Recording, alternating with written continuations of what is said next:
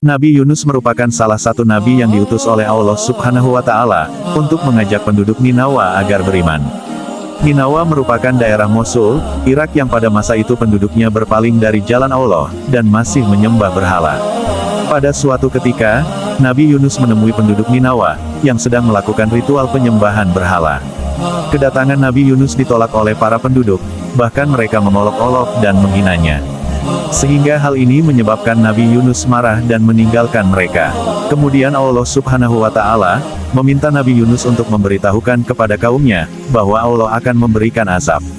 Saat meninggalkan kampung Ninawa, Nabi Yunus sudah tidak mengharapkan keimanan para penduduknya. Beliau pergi dengan perasaan penuh amarah dan kecewa dengan kaumnya. Setelah penduduk mengetahui bahwa Nabi Yunus telah pergi, maka azab benar-benar diturunkan oleh Allah Subhanahu wa Ta'ala. Para penduduk sadar bahwa azab ini datangnya dari Allah Subhanahu wa Ta'ala, maka sejak itu mereka memutuskan untuk bertobat kepada Allah Subhanahu wa Ta'ala. Ketika azab datang, Allah melihat adanya kejujuran tobat yang dilakukan oleh kaum wanita, laki-laki dan anak-anak yang berdoa menyebut nama Allah. Mereka berdoa kepada Allah karena takut akan azab yang telah menimpanya. Sehingga Allah menghentikan azab tersebut, sebagaimana yang termaksud dalam salah satu surah Al-Quran. Dan mengapa tidak ada penduduk suatu kota yang beriman, lalu imannya itu bermanfaat kepadanya selain kaum Yunus. Ketika mereka, kaum Yunus itu, beriman, kami hilangkan dari mereka azab, yang menghinakan dalam kehidupan dunia, dan kami beri kesenangan kepada mereka sampai kepada waktu yang tertentu. Quran Surat Yunus 98.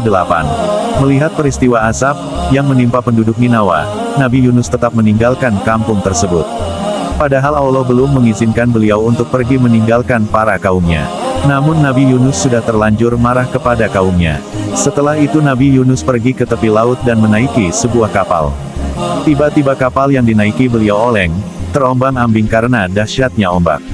Untuk mengatasi kapal yang oleng ini, para penumpang memutuskan untuk mengurangi barang-barang bawaan dan melemparkannya ke laut.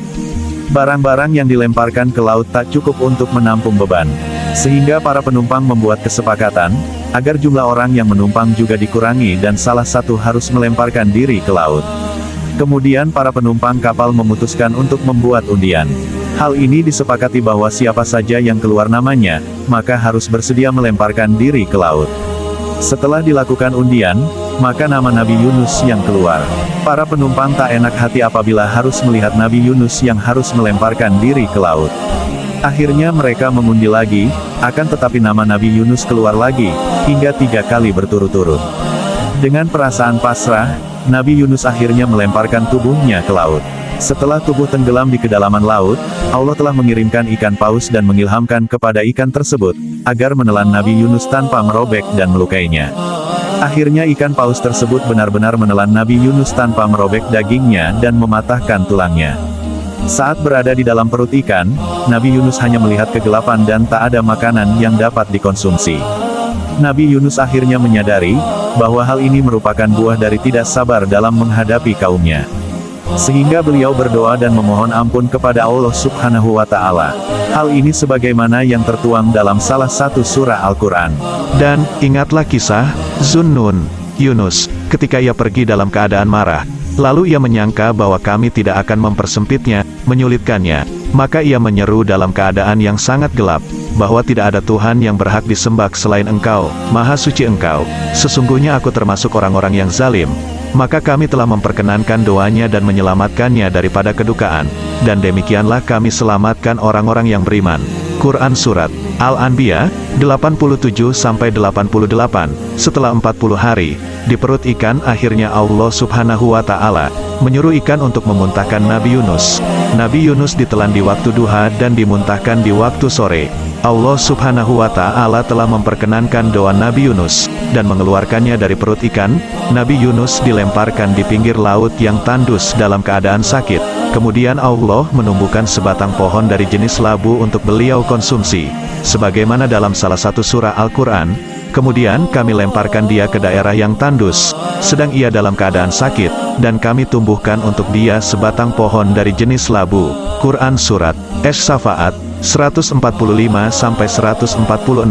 Setelah itu Nabi Yunus diperintahkan oleh Allah Subhanahu wa Ta'ala untuk kembali menemui kaumnya.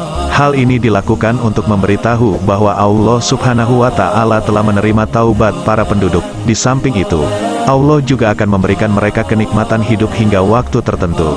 Dari kisah Nabi Yunus, kita dapat pelajaran bahwa pentingnya kita bersabar ketika ujian Allah sedang datang, karena di balik ujian itu akan datang nikmat yang kita tidak ketahui.